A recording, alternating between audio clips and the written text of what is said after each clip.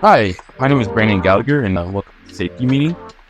This podcast is about educating consumers on why vaping, affects you, how it affects you, how your battery can affect your vaporizing experience, how your cartridge can affect your vaporizing experience, and how the oil can affect it. Mostly, we are going to focus on the cartridge and the element inside the cartridge pod or disposable. And we will get to these questions and answers here soon. First, I'd like to introduce myself, Brandon Gallagher. I started Vuber Technologies around 10 years ago. Been the founder and CEO since. Vuber Technologies is a leading handheld vaporizer company in the cannabis space. We are a leader in innovation. We have 23 patents, 9 that have been granted, and we are constantly coming out with new products better than the products out there. Our 2 main patents, I say what we're famous for, is our Pulse utility patent, which is the rights to basically a smart battery. It allows our battery to adjust the voltage according to the resistance of the cartridge, and it even accounts for the viscosity of the oil inside that cartridge. So it doesn't matter what cartridge you put on our battery or what oil you're using. It's always going to start high on the voltage and start going down consistently as you're taking that draw. So it always gives you that Goldilocks hit. It never get too big of a hit where it burns out your cartridge, or too small of a hit or you barely get anything. So that's taken off. We're in over 1,000 retail locations, boots on the ground ourselves. That's not distributors. That's our own locations. And a big reason for that is because of our Pulse battery. The second big patent that a lot of people know us by is we have the rights to, and again, a utility patent, the rights to Quartz and microporous glass or a fritted disc used inside of a cartridge, disposable, or pod. That means we basically own the rights for all quartz. We call it quartz because most people understand quartz, even though we actually make it, in a little different substance, similar, and we make it a little different way. But that is big because in the past, there's been cotton, silica, wicks, and now the big wick, as everyone knows, is ceramic embedded by coil that heats up that ceramic, and oil soaks in, and you vaporize that oil. With our patent, we wanted to come up with something unique, something innovative, something new, something better than what we had on the market, because that's who we are. We want to make the best, and we want to make it better taste, healthier, if you can say that word, or at least better for you, if we can get to that point. Over many trials and tribulations, finding the right product over many prototypes and multiple phases of the initial shipments, we came out with a great product. And now we have, a lot of clients and also people, big companies that are infringing, or they're ordering from us, and it's taken off in Canada and Europe. And so things are going really well with that. And why it's taken off is not just because, ceramic, just to give you a little background on why we did this. Ceramic has localized burning, and it also has generalized burning. So when you consume or inhale on a cartridge, you're actually inhaling burnt ceramic, and you taste that, of course. So if you taste it, then of course you are inhaling this. And we never proved that when this first happened in 2019, 2020. Really had any testing labs or did much testing or even talked to many doctors like we have been the last year and a half. But we assumed because you tasted the difference, that was the biggest reason why people liked our product, is it just tasted better. We assumed that because it tasted better, you were inhaling those burnt particulars. So not only was that one main reason, but also, we noticed that the ceramic was easily degradable. So the ceramic heating element degrades easily, especially when acidic elements like terpenes are in the cartridge and even different cannabinoids. We wanted to get away from that. We wanted to find a substance, an element that did not degrade, or at least did not degrade as easily, did not have localized burning or generalized burning, could last multiple uses if you wanted to refill it, not just one use, and worked effectively, had great quality control, low defective rate. So we came out with this product, and that's what we got. No degradation. We've had people fill it up over 30 times, and it still tastes the same as when you put that first gram or half gram of oil inside of it, which is amazing. As with the ceramic cart, you can taste the ceramic right away, and then at the end, you can barely inhale anything. It's that bad. When you try to refill it, it's really bad. That's a big difference right there. You're also naturally tasting that it tastes better, because our fritted disc, what we did is we made the quartz-like substance, microporous glass, we call it. We also, a lot of people understand the fritted disc, because what a fritted disc is it's people, dabbers use it to cleanse their dab. And so they put it on the dab rig and on the bowl, and then they put the dab on the fritted disc, and then they apply heat, and it goes inside the disc. And if you take off the heat, it'll just stay right there in the disc. It's kind of cool. And then you apply more heat, and it vaporizes. So everything vaporizes. And what that's doing, what that fritted disc is doing, is actually it's taking in all the oil. And when you apply more heat to it, it's cleansing the oil. It's cleaning the oil. It's acting as a filter. So it's cleaning out any negative particulars or plant matter and anything else, any other residuals that are in that oil, from the cutting agent to the terpenes to anything else that might be unwanted. It's basically cleansing the oil, cleaning the oil. It wasn't as simple to just work on a microscopic level to, not microscopic, but take that and make a super small version of that and just put it in a cart.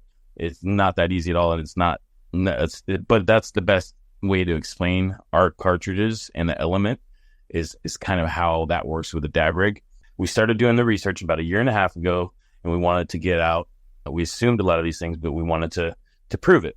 And so we've been through multiple labs. We've talked to multiple PhDs, doctors that have studied this stuff, that are interested in studying this stuff. We brought on an intern who's here with me, Jenna Cardenas, and she has been focusing on exactly this alone for the most part and studying this. She's done a research paper about it. We've gotten a few documents back, proving that it is not only, that what we've talked about is correct, but, I'll have Jenna go into the detail about, more silica being inhaled from your lungs, for example, more residuals being picked up by the ceramic. So the ceramic has more silica.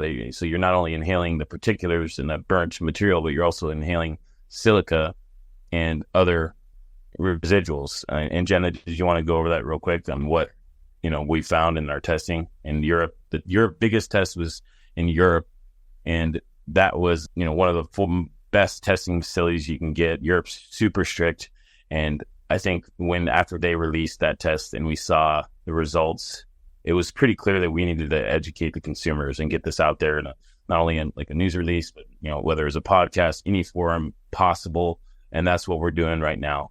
And so, yeah, Jenna, did you want to kind of elaborate on that?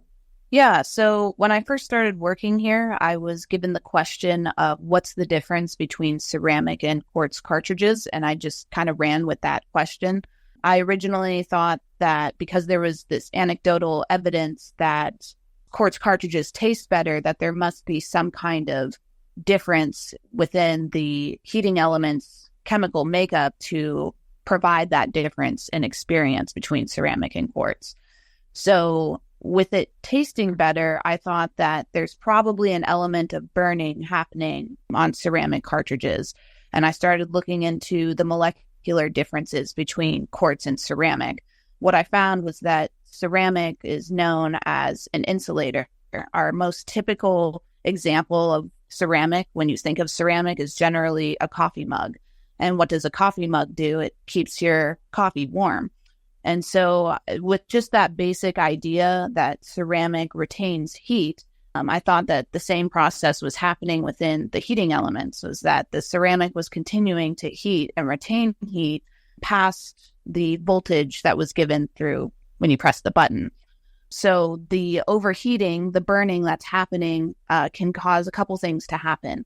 High heat generally makes chemicals react more than they would if there was no heat applied at all. So the temperature ranges that we're looking at go anywhere from about 210 to 500 degrees Celsius. When you start getting into those higher temperatures, you're going to have more reactions happening just because heat is energy and that energy prompts reactions to happen. So these reactions that we're finding were confirmed through our European lab was that there's more degradants being produced through ceramic cartridges than quartz cartridges. And when you look into what those degradants are, you'll find that a lot of them have negative associations with them, both from a health perspective and also just the senses. You can taste and smell these degradant products. They're usually foul tastes that are very impressionable, and you can definitely distinguish them. If you smell them, you're definitely, you know that there's something wrong. And so these degradants that we found in the lab have this foul taste to them, which goes back to our anecdotal evidence that ceramic has this weird taste to it. And that's most likely due to the amount of degradant products that are being created at the heating element point. Yeah. And listen, folks, I can see how this could be like, oh, well, you made this product, you have a patent. This is obviously very, biased. I can understand that. But we also we want to educate. I'm the type of person, I think a lot of us here at Vuber want to educate the consumers about what's the best way to inhale, what's the best way to consume your oil, what's the best battery to use, and if that ended up showing that it was ceramic or a different material, then we would probably change what we're doing and we would, switch to that product. But we haven't, and we've known for about, 4 or 5 years, that at least known without the research and the proof. And then recently in the year and a half, we've been getting, we've gotten that proof. So I think, we really our goal here, the why of why we're doing this is we want to educate the consumers because they aren't educated enough. I'm not saying that the consumers don't educate them, but saying that the companies and the market, because it's not legal, just doesn't have the money to constantly get that education out there. And it's such a new industry, and vaping is such a new segment of that industry, and its own industry by itself. Got popular 10 years ago, and handheld vaporizers started about 12, 13 years ago, popular 10 years ago. And then there's tabletop vaporizers, obviously before that, but no handheld vaporizers. And so it's fairly new. And a lot of people just don't know. I mean, we could go into a whole nother, hour or two about e-liquids and tobacco, people consuming, vaporizers that, contain e-liquid in them, or, e-juice, or even CBD or other items. But we're a cannabis company. We love the cannabis industry. I mean, I got into this industry for the medicinal side of it and to help proliferate the non stigmatization of cannabis. Everyone thinks, oh, well, you're in the cannabis industry, you must be a stoner. All those, that stigmatization that everyone has for people that consume cannabis. Well, I think that people need to understand that not everyone who consumes cannabis is this, lazy, person, so to speak. A lot of them are they consume it at night when they sleep, or they might consume it in the day, but it doesn't matter. They use it for medicinal purposes. A lot of them do. And some of them use it for recreational as well. And there's nothing wrong with that. And so another reason was the medicinal side. We believe that all these cannabinoids that we're using, all these strains, all these different little formulations that are being used will be the next wave of medicine, and for helping with pain or sleep, or whether it's cancer, or whether it's you're nauseous. The medical community didn't want this because if you were nauseous, you had, chemotherapy and you were nauseous, they would want you to check into the hospital and give you a shot, and then you'd stay there overnight. And just think about how much money that was and how much money the insurance companies are making on that. Well, now you can just take a hit of weed. It goes on and on. And so the future for that is very exciting. And I'm very excited to be a part of that. I also think the future for legalization, 75% of the population wants cannabis to be legal. And if that's the case, we're talking about, a whole different exciting ballgame here going forward, and glad to be a part of it. So I hope that is the case. If not, it's still going to happen. More states will legalize it, even if it doesn't happen soon. And so now Europe is coming online, Canada is coming online. And so it's growing very fast. I want Jenna to kind of talk about how she started with this process and kind of like what doctors we talked to, what they thought of it. All these labs, every single one of them, when we called them, they were like, you've never heard of this before. Why would we test the difference between ceramic and quartz? Like, what do you mean? Test for silica? Why would we test for that? And they're like, once they understood why, they're like, oh, that's a great idea. But none of them even heard of it. We've probably called over 100 different labs, and we only had a handful to actually do this for us because they had the right equipment. But yeah, I'd love Jenna to talk about that a little bit more. Yeah, so when trying to find a lab that was suitable for our experiment, I went online to find other published research about cannabis vaping, and there really wasn't too much out there. I did find a paper written by Dr. Amber Wise, and she had an experiment where they analyzed the vapor coming from cartridges just to see what was in there. I think their main focus was heavy metals to see if there was any kind of leaching happening between the oil and the cartridge itself. They did find that there was significant leaching, and the longer the oil stays in the cartridge, the more heavy metals are going to be in the vapor that it produces. So we were in contact with Dr. Wise. We got a lot of really great advice as to how to move forward with this kind of project, but we ended up settling with a lab we found in Europe. They are ISO certified. They follow FDA regulations from the United States, and they actually specialize in vapor analysis. So we thought it was a really good fit for what we were trying to do. When we got the results back, it was kind of just them throwing data at us, and then we were going to interpret what that data meant. So we saw significant differences in the amount of degradant products produced from ceramic cartridges and the amount of silica shedding as well in ceramic cartridges. From there, we had to start dissecting what that meant and what could possibly be causing these significant differences. The leading theories that we developed is that the bonds in ceramic, the particular ceramic cartridge that we studied, are much weaker than the bonds in quartz. We know this because we had an XRF test done in California where we sent this X-ray fluorescence. And what that does, it dissects the composition of whatever material you send in, and it will tell you what percentage of materials are made from particular chemicals or elements. And so when we did that, we essentially found the makeup that this ceramic cartridge was using. I was able to go online and find out the bond strengths between these different chemicals, and I found that a few of them were pretty weak, especially compared to quartz. And so that would explain the silica shedding, the difference in silica shedding that we see. Since quartz has really strong crystalline bonds between themselves, it's not going to shed easily. But the ceramic with the weak bonds and the high heat, it just made sense that there was going to be more silica shedding in ceramic.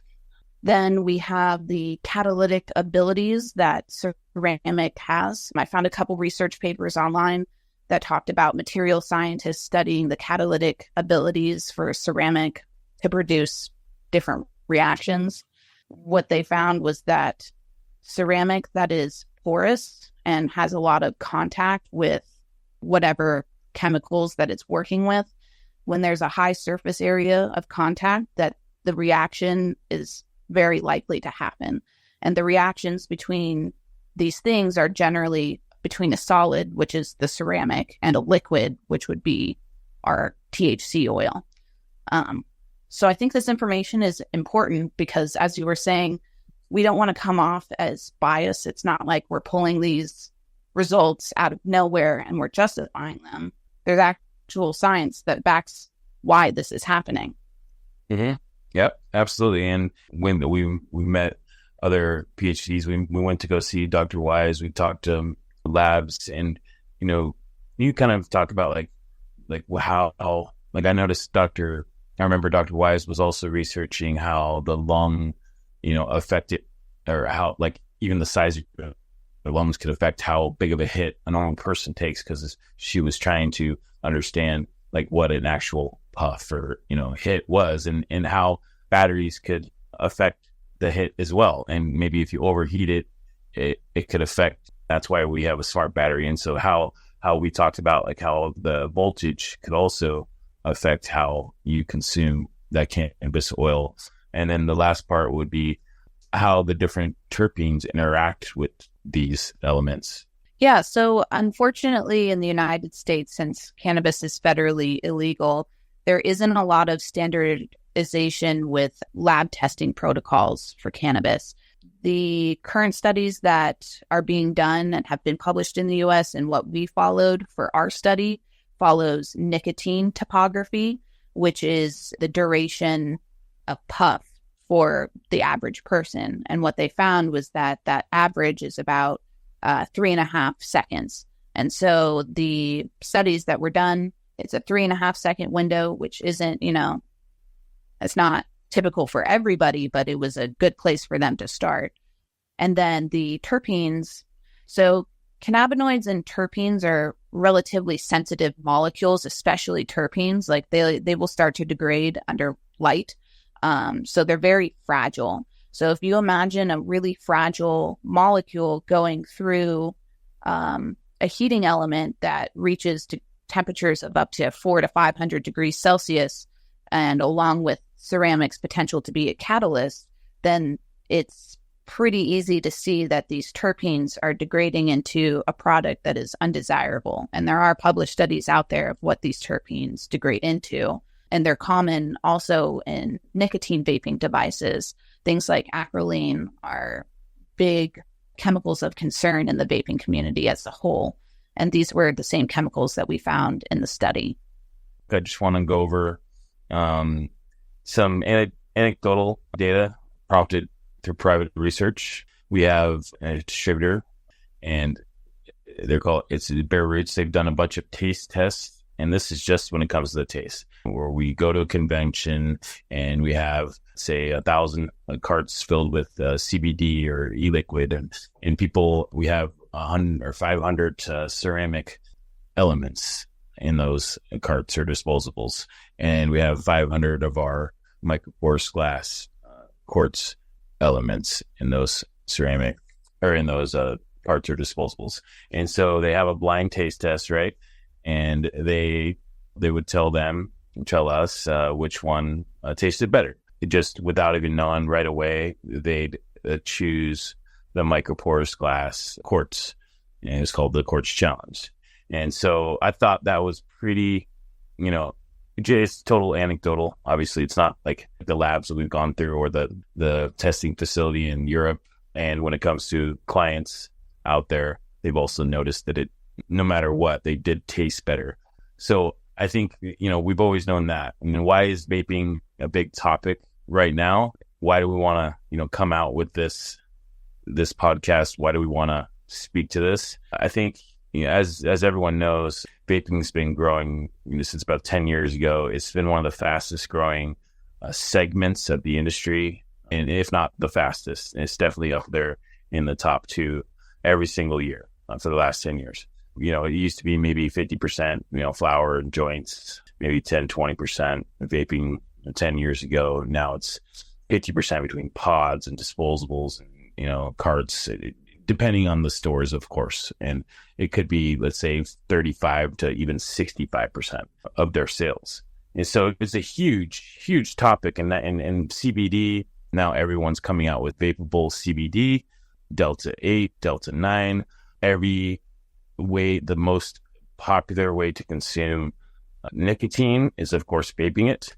And that's, a huge industry, and they're using very cheap elements. And a lot of them aren't even they're using cotton, which is the first iteration, or silica, which is, again, the first two iterations were silica and cotton. They came around they were around the same time, about 10 years ago when it first came out. And so that's pretty disconcerting, to say the least. We don't want to focus on the tobacco industry. We want to focus on cannabis. So how do we get this information out there? How do we get the conversation going? How do we get everyone asking, should I be using ceramic or should I be using quartz? There's really only three materials you can use when it comes to, I'll give you an analogy, the dab rig. There's only three materials. There's a titanium nail. So on the nail that you put on the dab rig, there's a titanium nail, or you can use a stainless steel nail, but it's basically, we'll call it titanium nail. There's a ceramic nail, and then there's a quartz nail. So there's three materials you can use, and it's the same inside of a cartridge. So, but the metal, or the titanium or stainless steel, wouldn't work as a full heating element because it would be too much heavy metals. It'd be emitting into the cartridge, which most states wouldn't pass. It would also be too expensive, and you just wouldn't like the taste. So really, there's only two materials you can use that we know of now, derivatives of those two. It's ceramic and it's quartz, or quartz-like substances, and ceramic-like substances used as an element. And then usually there's a heating element itself made out of nickel or chrome or titanium, cadmium, that is embedded into that element. The oil, the cannabis oil, saturates that little cylindrical element. Usually it's a little cylindrical element, and it saturates the element. And when you apply voltage to the electrode of the cartridge, it will vaporize, and then you inhale the cannabis oil smoke. What we're trying to achieve here is we want to really have people ask that question, we want people to be educated about ceramic. And so, maybe there are some things about quartz that we haven't found out yet that could be, that we could change. And we'd love to know that too. And so we want all different opinions on what we could do better, and maybe on what, people that sell ceramic could do better. We decided to not sell ceramic in 2019, just because we knew that quartz was the next evolution of vaping.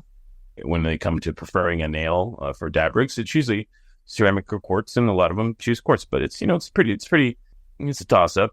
Quartz has got that harder substance. There's it's with the dab rig, it's a little different analogy with the cartridge or disposable or pod, because it's a microporous filter in a sense, where you're actually taking in the oil and it soaks into that microporous filter and then vaporizes. Once the heat is applied, it vaporizes.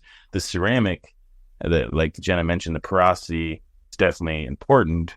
It doesn't take in the oil as much as the fritted disc or the microporous glass of the quartz. It actually just heats the oil around it, which is why degradation and localized burning and generalized burning happens more with ceramic, and just because that's just the way the chemical composition of ceramic is.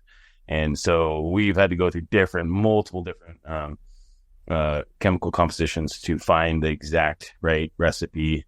If people try to just roll out a quartz or fritted disc, it's not going to work. It took a lot of different iterations to find the perfect porosity, the perfect way to make this act as a filter, which is what we wanted to do.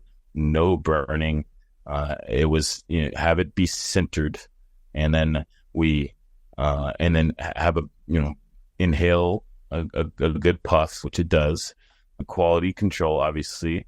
but also have it, especially after VapeGate 2019-20, that was a huge deal. People didn't trust vaping at the time because, honestly, of bad actors. There were people putting in all kinds of crazy cutting agents into the black market, gray market, into legal market. And so that didn't help. But there's also some bad and cheap vaporizers being sold onto the market that had, let's say, just cotton or silica wicks or really cheap ceramic wicks. Because you can find some ceramic cars for 30 cents, and because these manufacturers just make them super cheap. Okay, so this first podcast is almost over. I want to say that on the next podcast, we're going to dive deeply into the science, into the actual, the particulars, the harmful constituents, and the differences between the ceramic and quartz. I want to let you know that as you're listening to this, or after you listen to this podcast, we have a research paper, and we also have the testing results from that European lab we're mentioning on our website that you can go download and read. And so thank you for listening to this podcast. We'll catch you next time.